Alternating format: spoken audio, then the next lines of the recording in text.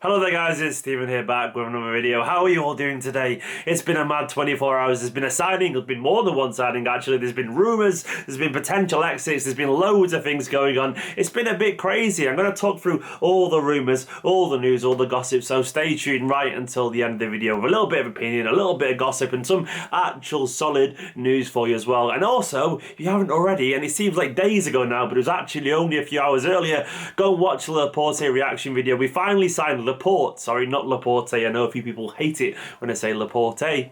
But Laporte finally is a Manchester City player. Admit it, Laporte is now a Blue. Here's the reaction video here. Go and watch it. Open that tab, press pause on that video and come back to it after you watch this video. But before I go too far into the video, I want to say thank you to the latest patrons, Jacob Chielinski, Brian Corey and Neil Clayton. Guys, thanks very much for your support. You absolutely mean loads to me. If you want to get involved, head over to patreon.com/Esteemed Kompany and lend your support to my channel. It'd mean absolute loads. Thanks very much, guys. Now, where else to start other than Riyad Mahrez? He could be a Manchester City player by the end of this transfer window. Who would have thought that was coming? Never mind this morning, even yesterday or any day during this window. That's come totally out of the blue. No pun intended there with Leicester and City. But anyway, Riyad Mahrez could be a City player. Now apparently he's handed in a transfer request. Now I want to go back to the start of yesterday when I did actually personally hear a rumour that City had pulled out of the Fred deal, and that's still my latest update on Fred, that City are no longer after him as a result of the Sané injury and the price being too overwhelming. The City apparently coming back to Fred in the summer. Now a lot of people are reporting different things.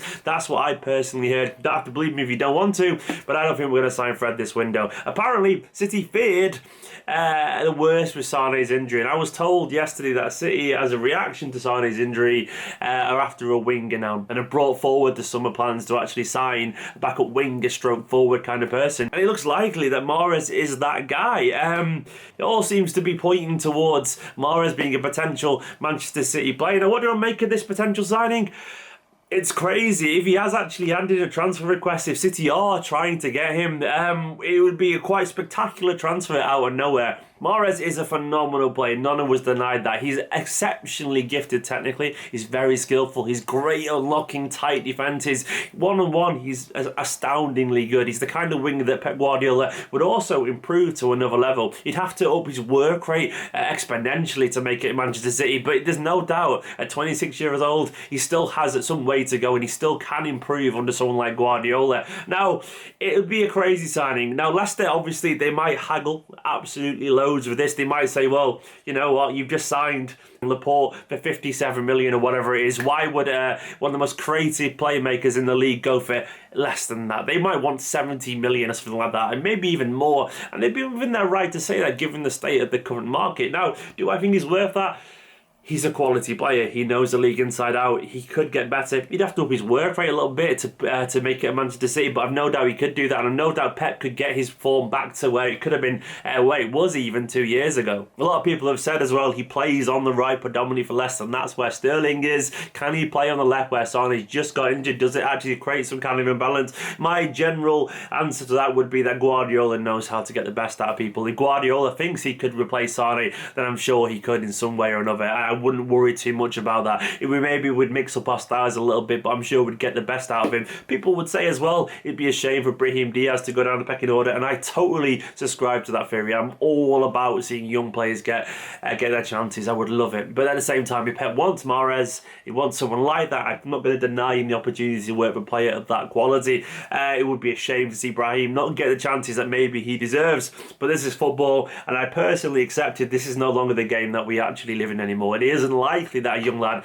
is going to step into someone like Sané's shoes. It's going to be a big money signing. I don't think it's quite as knee-jerk as some people are saying. I think it's a reaction to just being opportunistic, and I think we just want to bring forward our summer plans and actually sign a player. I think someone like Mahrez probably would have been targeted in the summer anyway, and I think it was obvious that we were after a forward given the fact that we spent so long chasing Sanchez. Now people would say you weren't willing to spend that money on Sanchez. I don't think it was about the money of the fee, it was about the wages, and Mahrez obviously wouldn't demand the same wages that Sanchez would, given the fact that Sanchez was about to be on a free transfer. So he had a strong hand there to ask for a lot of cash per week. Mahrez would take considerably less. I think Mahrez would jump at the chance to play for Guardiola, and according to rumours, he is doing just that right now, asking Leicester to let him go. The thing is with Mahrez as well, apparently he hasn't joined up with Leicester's first team for the game tomorrow. He's refused to turn up for training, and he's made a transfer request. It looks pretty messy, and this is the kind of thing, I wish it was actually a bit messy, a bit Lionel messy, but this is the kind of thing where if he's actually digging his heels in that much, maybe there could be something in it. Maybe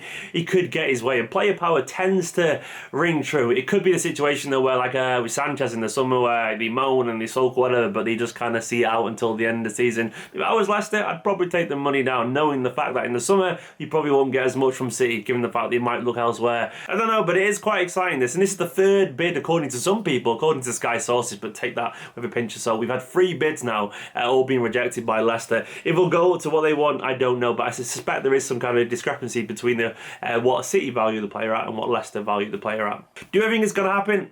I don't know. I really don't know. But City obviously aggressively pursuing this, and it'd be a very interesting potential signing. It's going to be a very interesting 24 hours, isn't it? I think it may end up in disappointment, but it's quite exciting because it's how random it is. Let me know in the comments what you think of that one. We also actually signed as well a winger. Yes, I know we're just after a winger, but we signed Jack Harrison from New York. I say signed him. He's our player anyway, but it's like a Moy kind of thing where we get a player from inside our City football group and then we send them off somewhere else. He's gone on loan to Middlesbrough, a very tricky, very intelligent little winger, very nimble. I've seen a few New York City games and he was always very impressive. A little jinky, talented winger. And Championship is a very good place for him to try and show that he belongs on a higher level than the MLS. No offence to any regular MLS watchers, but it is at the same level the Championship, but never mind the Premier League.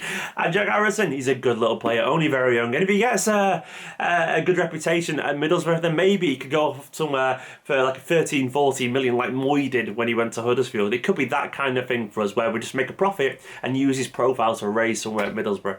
We've also apparently signed or agreed a fee for an under-20 Netherlands centre-back called Philippe Sandler. No, I have not heard of him. I'm not going to pretend I have. I know nothing about him, but according to Sandler's sources, he's been signed as not part of the City football group. He wanted to make sure to Manchester City that he wasn't just one of those project signings that we sell for a bit of a profit. I don't know how we convinced him that, given the fact that he most likely is a project kind of signing, but it looks like he's coming to Manchester City, though he's staying at PEC Zwolle.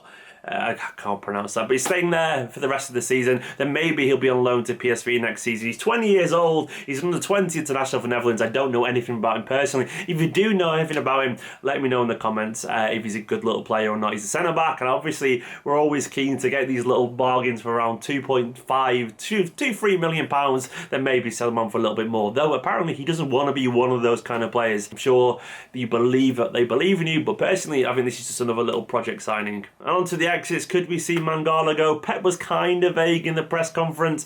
He was very complimentary towards Mangala, but I do suspect there is something there. Maybe he could leave last minute. A whole host of clubs like Valencia, Newcastle have been linked to another loan move for him. And someone like Newcastle, a Premier League team that could do with a little bit of defensive reinforcement, given the fact they obviously want to stay up in the Premier League this season. Maybe he's the kind of player that would suit their team. I don't know if it's going to happen or not. I don't know if it's likely, but one person I do know could be very likely to leave on loan is another centre-back is Thomson. Now Thomson is someone who desperately needs first-team football. I heard a rumour about a week ago that City were willing to let him go, which was also something that made me almost certain that Laporte or Evans was coming to Manchester City. And that was obviously Laporte, and now that he's here, Adebayo, to me, he has to go out on loan now. He has to get some football somewhere. He can't simply sit on the bench and be 5th or 6th choice. It's not good for his development. It's not good for him, and he needs to go and test himself now in men's football, to quote Patrick Vieira. He needs to get regular game time somewhere, be it League One or the Championship, or maybe over abroad at NEC even, which I can't see happening personally, but somewhere he needs to play games.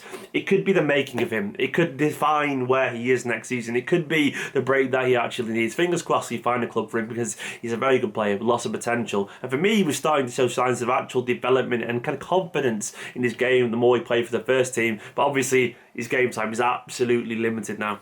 Anyway guys, that's it for this video. Loads to take in there, loads of information. It's going to be a very busy day tomorrow, isn't it? Especially given the fact that we've got a game as well. Apparently Laporte is registered and he's already trained with the first team today, so maybe he'll be involved tomorrow at the Etihad. That would be nice to see, wouldn't it? I am going to be absolutely torn in two minds whether to make transfer videos before the game or after the game. I have no idea what to do. It's going to be a very mad 24 hours tomorrow, and I'll try and make some kind of reaction video to the game and whatever happens with transfers at some point tomorrow. It's going to be a little bit crazy. But guys, if you haven't already, subscribe, like this video, and I'll see you next time.